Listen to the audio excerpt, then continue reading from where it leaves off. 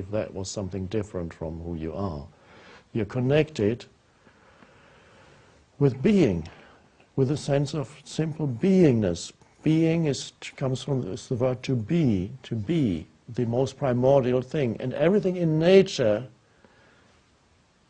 is an expression of that underlying beingness, and including the physical body, this body, this body. All that we perceive in this world is existence. It exists. This body exists. This body exists.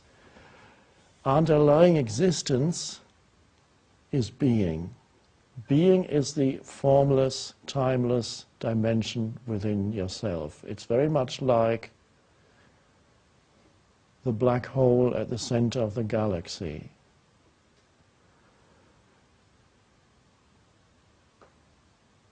When I was writing The Power of Now, I wrote, I don't know why I wrote that, it just came to me one day. I wrote, there is a black hole at the center of every galaxy.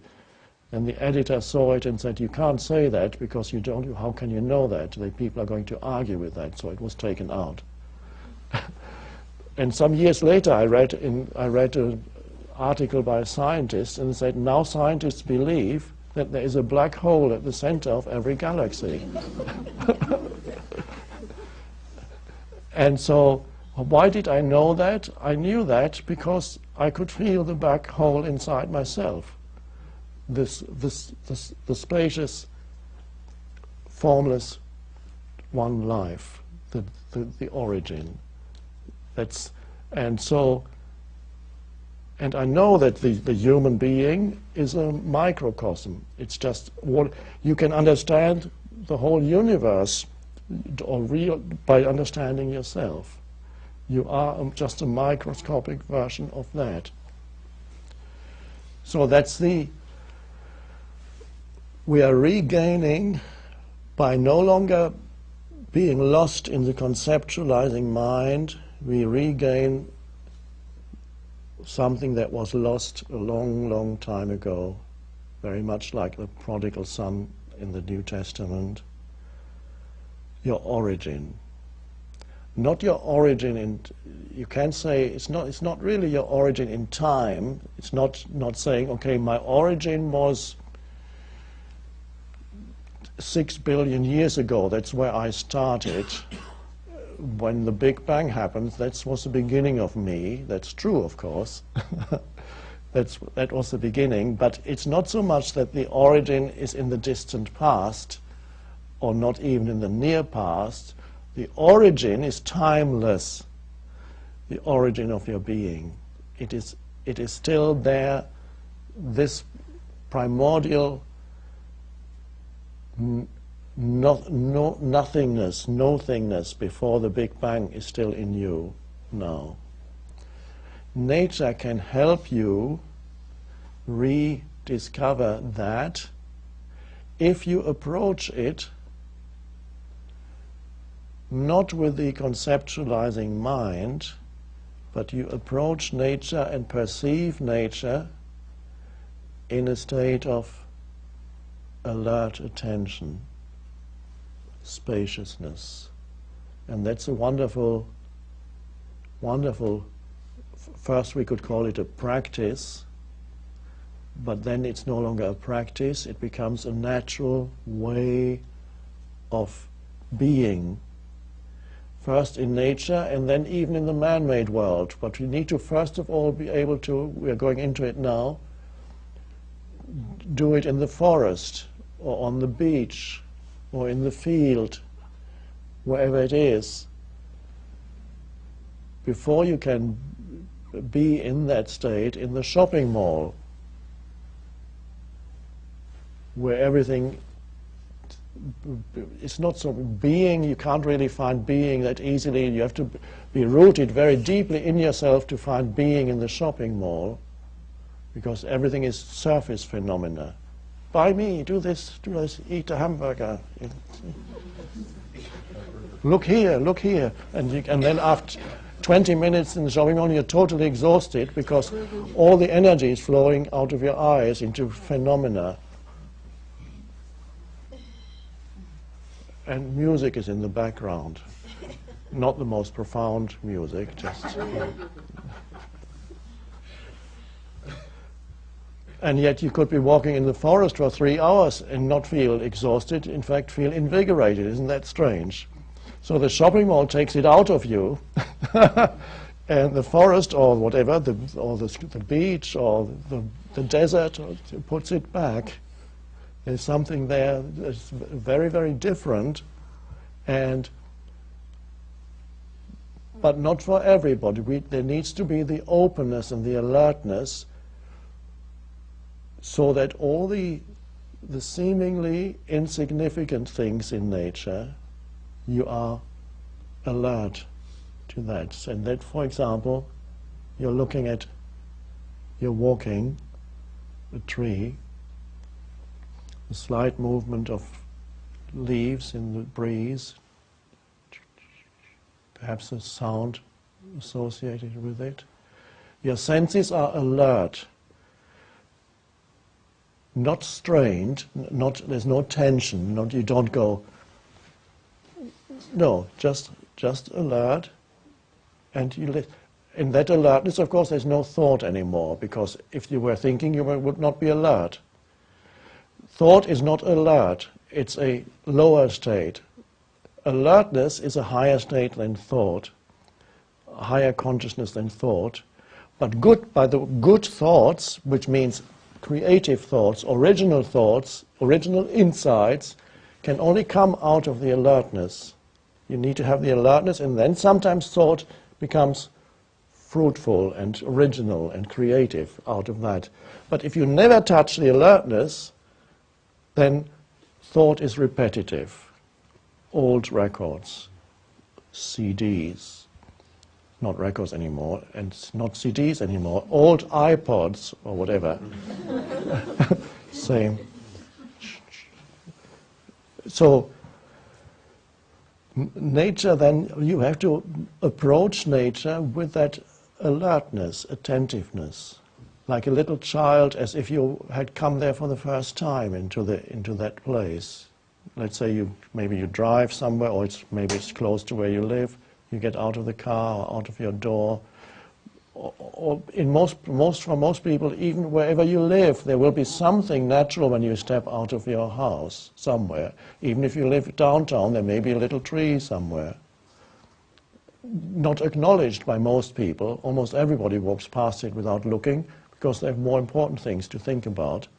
But you, for a moment, you acknowledge that, not by saying, oh, I should be acknowledging the tree. You just acknowledge, you give it attention. And in that moment you notice little things about it that before you didn't notice, how the quivering leaves, how the light shines through the branches or the leaves, how the light interacts with the tree. And you notice all these things without having to call it anything. There's just a noticing. And this is a practice. You can practice that as a choice, because you choose to relate to nature in a different way. And when you do that, then nature gives you something back. What it gives you back is some of that energy of connectedness with the source that the tree is still in. This energy comes back to you. The tree gives you that back. It says, have some of this, I have more than enough.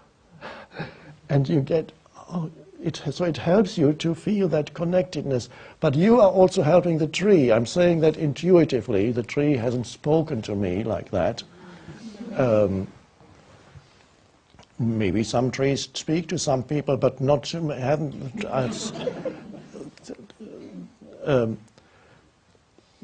Well, Prince Charles years ago said he talked to the plants, and that's of course a wonderful thing. And I think he not only talked to the plants. I think he meant he gives them his full attention. And ever since, the newspapers have been making fun of him because they don't understand. It's just the mind doesn't want to understand that. So you're giving it attention. it's not just that the tree, and I'm only using tree as an example, it could be a tree, it could be a flower, it could be an entire forest, because the attention that you can give to either a single natural phenomenon or being, like a tree or a flower, or even a blade of grass, or a little plant, whatever it may be. You can also give attention to a more inclusive energy field, like an entire valley. There it is. It has its own energy field, its own spirit, almost one could say. Or a forest as you walk. So there are two modalities, one could say, of being there in, let's say it's the forest. You can notice single things like trees or plants, and for a moment you give them attention. There's a looking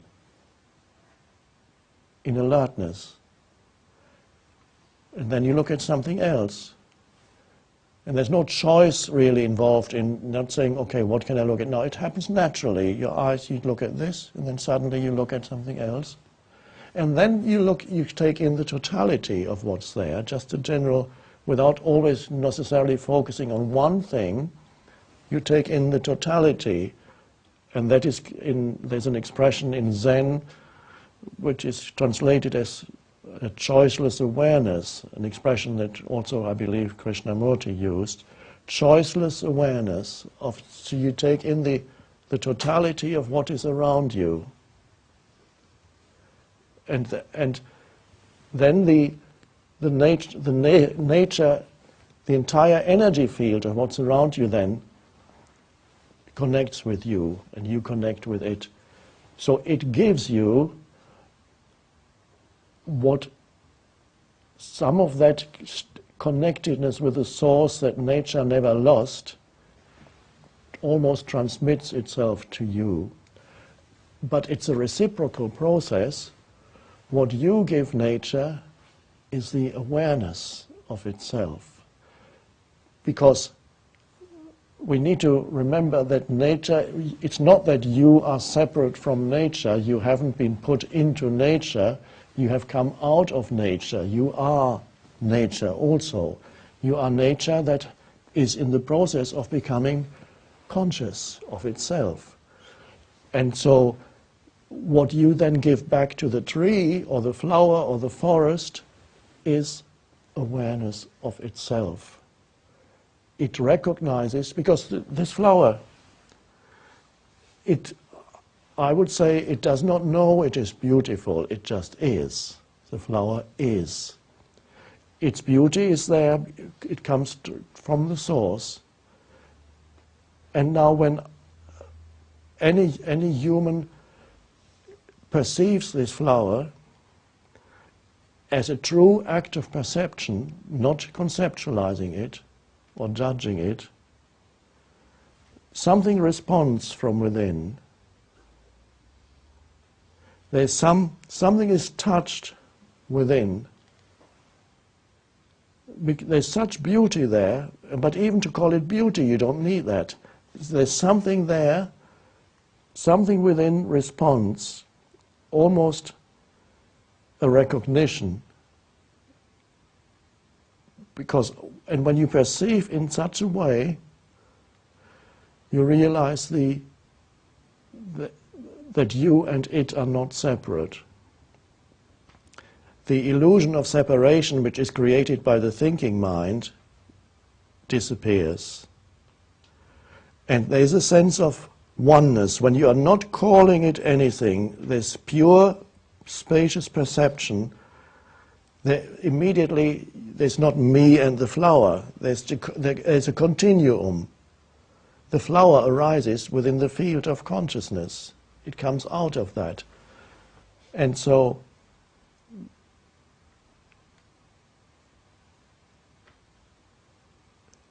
this is really what love is. You love the flower because you recognize it as ultimately one with who you also are. You are connected to the source. Through the flower you can connect to the source, but you feel it within yourself. It's an amazing thing. Allow nature to take you back by choiceless awareness, presence. You can allow nature to take you back to the source, but as it takes you back to the source, you are going to the source with the awareness.